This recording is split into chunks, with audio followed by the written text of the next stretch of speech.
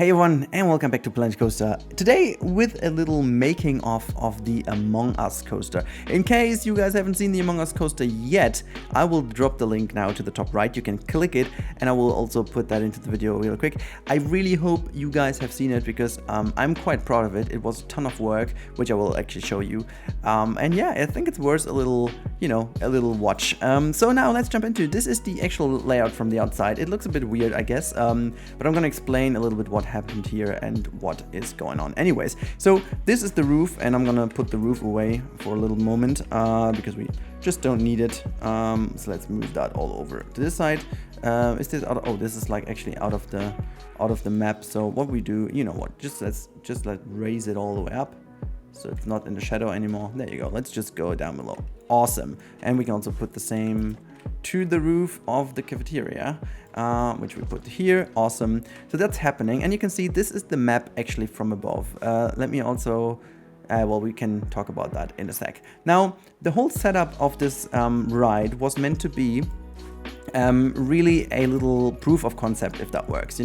I tested a lot of things, and then I came up with the idea that I want to use coaster carts. And before I go on, let me just quickly reset these things so I can actually show this to you. The train's back. Yes, they are. So this is the basic. Let's start with this coaster setup first of all. Okay, so here we have our 7 participants, our crew members, and 1 imposter, obviously. The color, by the way, is not the imposter. This is just like, for me, that was the first track, and then I painted all of them black, so it's not really a matter of a hint for imposter, just the way it is. Now, these coaster trains really go first of all into the cafeteria. The reason why I put them outside obviously is to kind of level them out. So as soon as I hit play now, wait, did I actually put this on test both? Because yeah, I did. Okay, so as soon as I hit play now, you will see that they will all start at the, wait, what about those 2 trains, by the way? Okay, now everyone is here. I don't know why they haven't been back. Let's just reset it all. Okay, well, let's hit play. So what you will see now, everyone is starting at the exact same moment. As you can see. Are you kidding me? Did I not put this on play? I'm so stupid. Put it there. And same for you. Test. Good. Okay, so now it should work. You can't imagine how often I failed at that just because, I don't know, I'm stupid. So they start all at the same time, and I set some different values in terms of speed just to match them up a little bit nice. You can see they're all going in. The reason why I did this is because I wanted to just simulate the very first moment where everyone is just running around before everyone is storming to their task, So at this point in time, we are in the situation, by the way, this is the Skeld map. I chose this because it's by far my favorite one, and I thought it was also the best one to just replicate because I had the most data on it from my mind, obviously, but also in terms of just overall, doability, because they, with the colors and lighting system indoors, and I'm going to talk about that a lot more when we talk about Reshade, it was the easiest thing to do. So we have our basic environment in here, cafeteria is there, and then you can see this is the map. I think proportion-wise, I also nailed it quite nicely.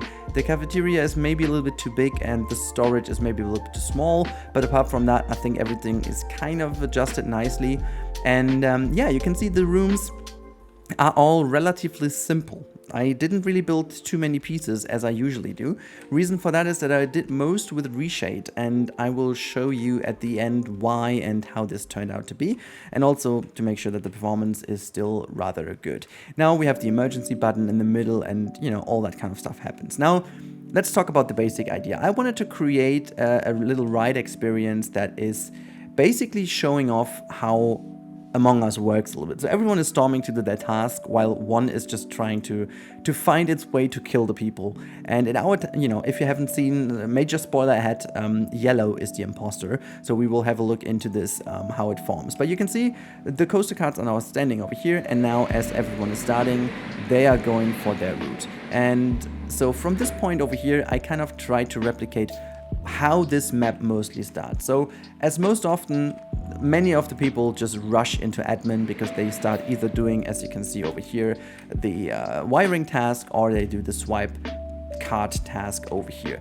Now the best idea to do it I had is just like using the in-game screens. You can definitely tell I used some custom some custom movies I downloaded from the internet, people playing these and just filmed this. Most of it is actually from the mobile version, I don't know. I was too lazy to film it myself, so I got it from the internet and just used those as a little idea. So you can see the cast is going here, and obviously I then used a trigger event, as you can basically tell over here. This event then triggers the screen, and when I was filming it, I was just leaning my head towards the side to just have a little look of this. So basically this is how all the tasks are done, and if I let this just a little bit play, you can see that this happens.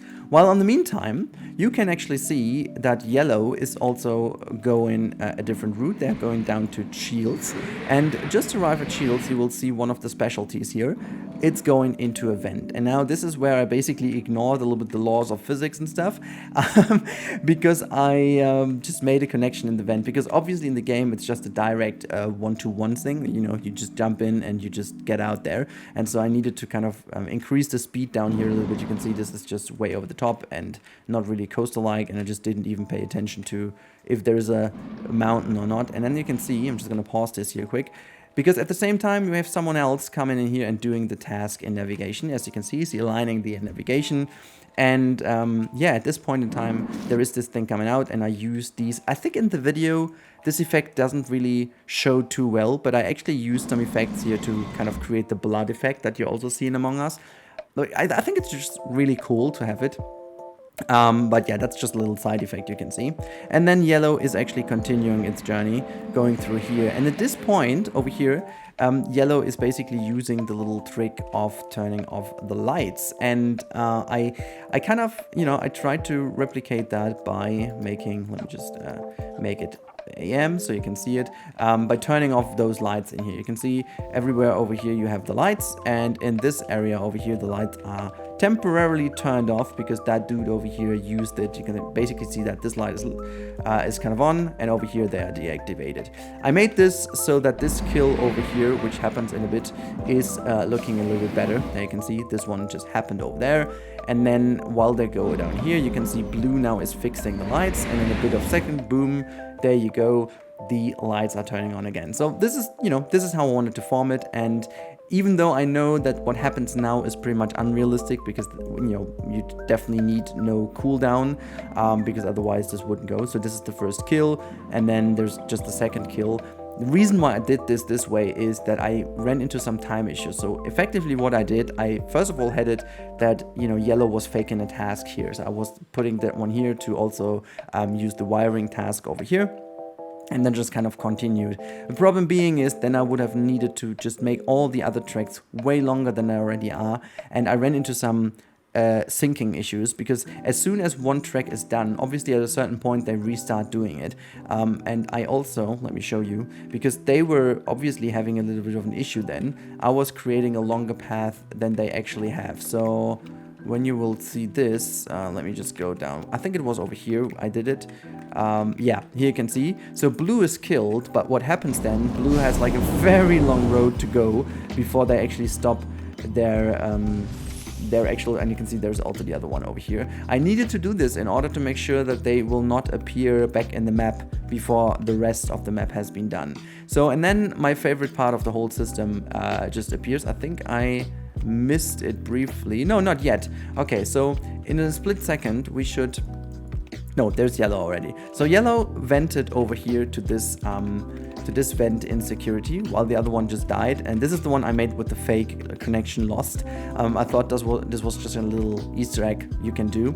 And then when you go over here, you can see that he goes here to check. Yellow goes here to check if there's a kill possible. But then he said, okay, he doesn't see anyone because it's not in you know, in the light, and then it's also kind of purple, so you might have missed it. And then he thinks, okay, it's safe to just go to the vent, but apparently it isn't, because, you know, purple saw it. And now from over here it's getting very funny. So purple saw it and is storming for the emergency meeting, while at the same time yellow vents back into, basically, as you can see in a split second, here into electric, and then it goes all the way down through storage. And while doing so, and that's the cool bit, and you know, it was kind of a finicky thing to do, then is also using the locking door little thing. So basically sabotage. And then you can see the door is locked, and just split second before they would meet, this is turned on again, and yellow is basically waiting over there.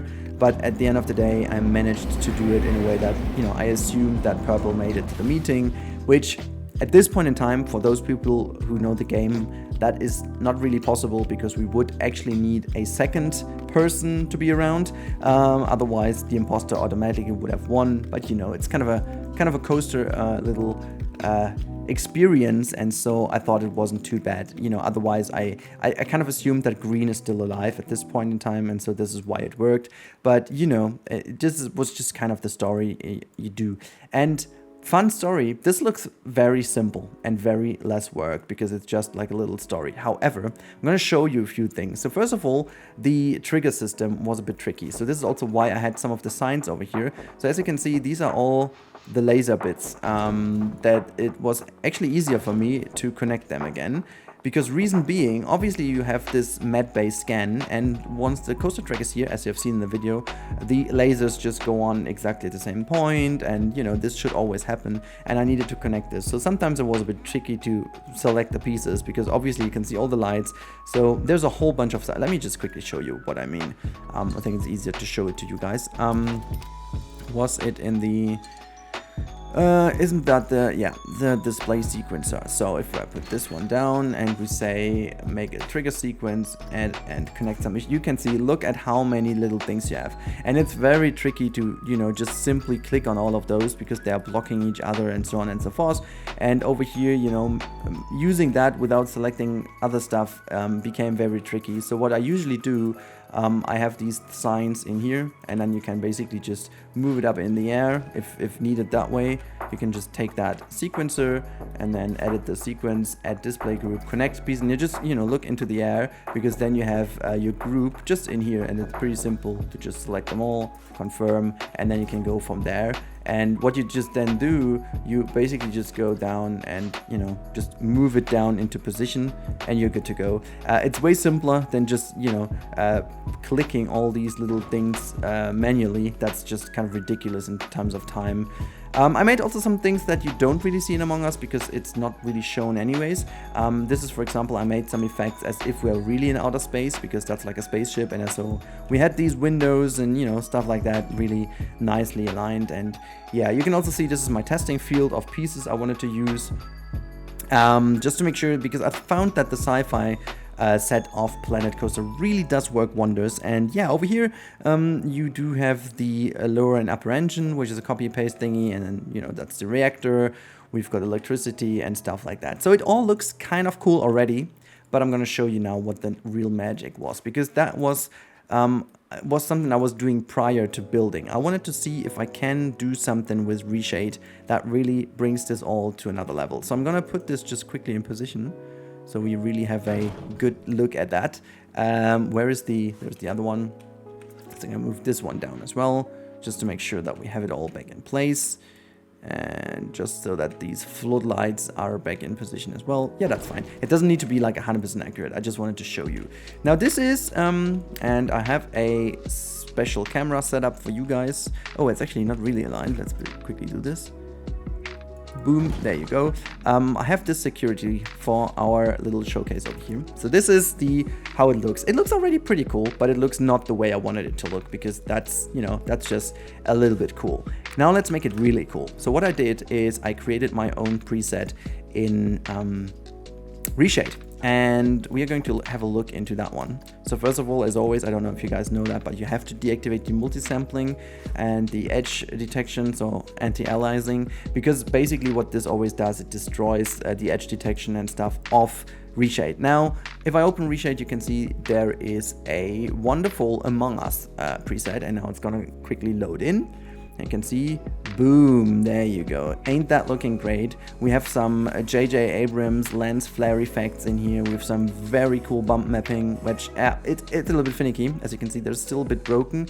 I'm not even too sure what exactly causes that, but the good thing is, if you look straight, it never appears. It only appears when you look too far down. So if you zoom out, it doesn't work as well. But, well, you can see like how much the bump maps are improved. The lighting is improved dramatically. Like, it's all crazily improved. I'm going to show you where it really matters the most. Let me just disable the HUD. You can actually see while we fly through, you have this little bit of fog effect as well, so the distances are looking a bit cooler. You have all this like fake not screen space, it's almost like ray tracing, which is not real ray tracing, but you can really see like very nice screen space reflections that make it all look a lot nicer.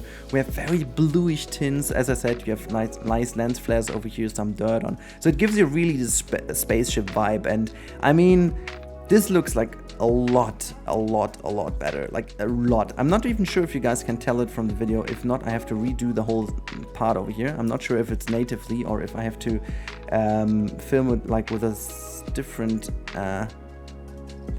thing of I'm not even sure. I gotta have to double check this quick. Alright, never mind, it does work, so that's fine. Now, my concern was that in the past, my Bandicam did not actually record the effects, but actually the base game, and so actually I would have needed another mode to make that happen. But yeah, so one room you guys don't really know, and I'm just gonna fly over to this one, is the communications. I haven't shown that in the video, so I'm gonna show you that I even did this one. It's not like the most detailed one, but I did even this room. And the cool bit about, you know, the effects is you don't really need to use that many details, because the bump mapping and everything, like the highlighted textures and stuff, just really make it look very cool and super detailed already. So sometimes it's also about choosing a design that really works for you rather than that you have to work for it. So you can actually tell, like if you take this shot for example, there's so much going on. It looks like so many details. It looks like having vents and stuff over here, but in fact it's just like a few simple pieces stitched together and assembled in a way that they create something big. So my favorite room is actually O2. Let me show you this one. We can also hit play because we have the bubbles going on. I mean, look at that. Isn't that great? And there are some, you know, there are some details which are unnecessary again, but there's like actual water in here. So these are the fountain pieces, as you can see.